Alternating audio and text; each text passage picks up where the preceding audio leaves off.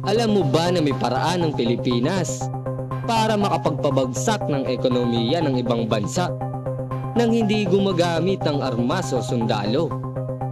Hindi ito biro. Isang maliit na bansa lang tayo. Pero simpleng presensya ng mga tao natin sa ibang bansa pwede nang magdulot ng ripple effect sa buong ekonomiya. Imagine mo, biglang mawala ang Filipino nurses sa ospital, seafarer sa cargo ships, IT professional sa software companies, o domestic workers sa Middle East. Tataas ang presyo ng bilihin, babagal ang serbisyo, maaapektuhan ang supply chain, at pati ang tourism at hospitality sectors pwede ring magkaproblema. Nakakagulat, di ba? Isang bansa pero may invisible power na maaaring magdulot ng malaking epekto sa buong mundo. Bago tayo magpatuloy, like mo na rin ang video na ito at mag-subscribe. Malaking tulong yan sa aming mga content creator. Simulan natin sa Overseas Filipino Workers o OFWs. Sa kasalukuyan, humigit kumulang 10 milyon na Pilipino ang nagtatrabaho sa ibang bansa sa Middle East, Europe, US at Asia Pacific. Sila ang mga nurses, caregivers, seafarers, engineers, IT professionals, domestic workers, at hospitality staff na nagpapatakbo ng kritikal na serbisyo at industriya. Taon-taon, ang pinapadalang remittances nila ay umaabot ng higit 40 billion US dollars o halos 10% ng GDP ng Pilipinas. Pero hindi lang ito pera para sa Pilipinas. Ang workforce natin ay may direktang epekto sa ekonomiya ng ibang bansa. Halimbawa, sa healthcare sector, maraming ospital sa Middle East, US at Europe ang umaasa sa Filipino nurses at caregivers. Kung biglang mawawala sila, mabibitin ang serbisyo, tataas ang sweldo ng iba pang staff, at babagal ang patient care. Sa shipping at logistics, maraming Pilipino ang seafarer. Kung mawawala sila, maaantala ang delivery ng goods, maaapektuhan ang import at export, at tataas ang presyo ng bilihin sa maraming bansa. Ngunit hindi lang healthcare at shipping. Ang IT at tech sector ay heavily dependent din sa Filipino talent.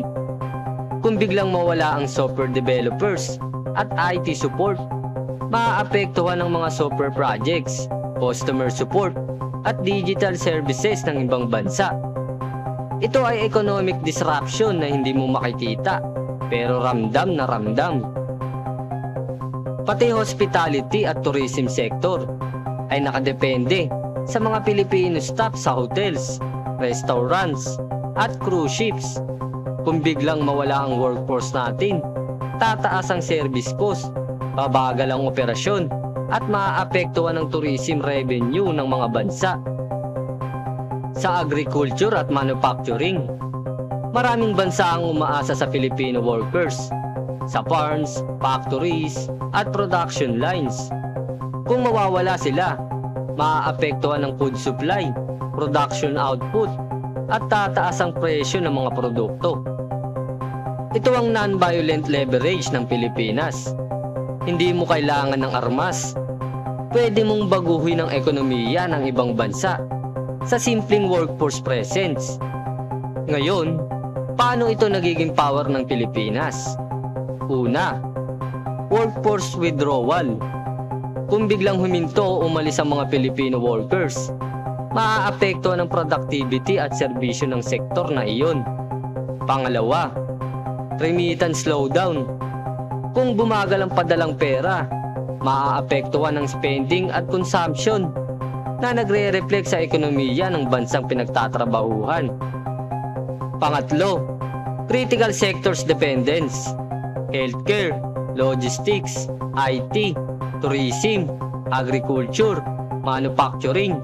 Lahat ay may Filipino presence at critical na operation. Isipin mo, isang ospital sa US ang umaasa sa Filipino nurses. Kung biglang mawala sila, babagal ang patient care, tataas ang wage cost, at maaapektuhan ang operasyon ng ospital.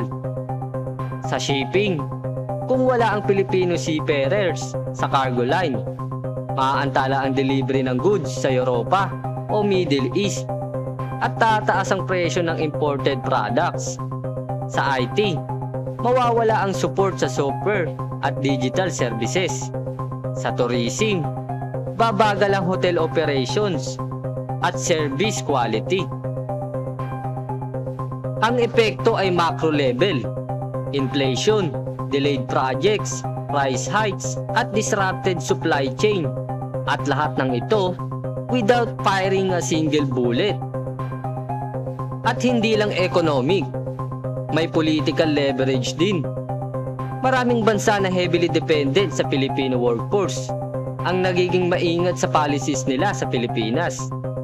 Kung masisira ang relasyon, maaapektuhan ang labor supply at automatic maaapektuhan ang kanilang economy. Ang workforce at remittances ay parang silent weapon. Pwede itong mag-stabilize o mag-disrupt ng buong bansa, depende sa paggamit at policy. At hindi lang negative leverage, pwede rin itong gamitin sa diplomacy at trade negotiation para makakuha ng better deals o cooperation. Sa simpleng presence lang ng workforce natin, pwede nating ipakita ang influence ng Pilipinas globally. At hindi lang sa sectors na na-mention natin, pati banking, call centers, online freelancing, at retail services ay heavily dependent sa Filipino labor. Kung biglang mawawala yan, maaapektuhan ang customer service, financial transaction, at online business operation. Sa agriculture at food processing, maraming foreign farms ang umaasa sa Filipino workers para sa planting, harvesting, at processing. Kung mawawala sila, maaapektuhan ang food supply at prices. Hindi lang sa bansa na iyon, kundi sa global exports rin. Sa madaling salita, ang Pilipinas ay may global economic leverage sa pamamagitan ng workforce at remittances.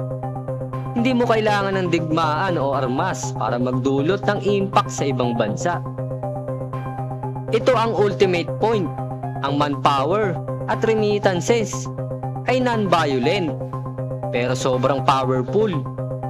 Pwede itong mag-stabilize o mag-disrupt ng foreign economies depende sa circumstances. Sa huli, tandaan, ang tunay na lakas ng Pilipinas ay nasa tao, sa talento, dedikasyon, at serbisyo ng bawat Pilipino sa loob at labas ng bansa.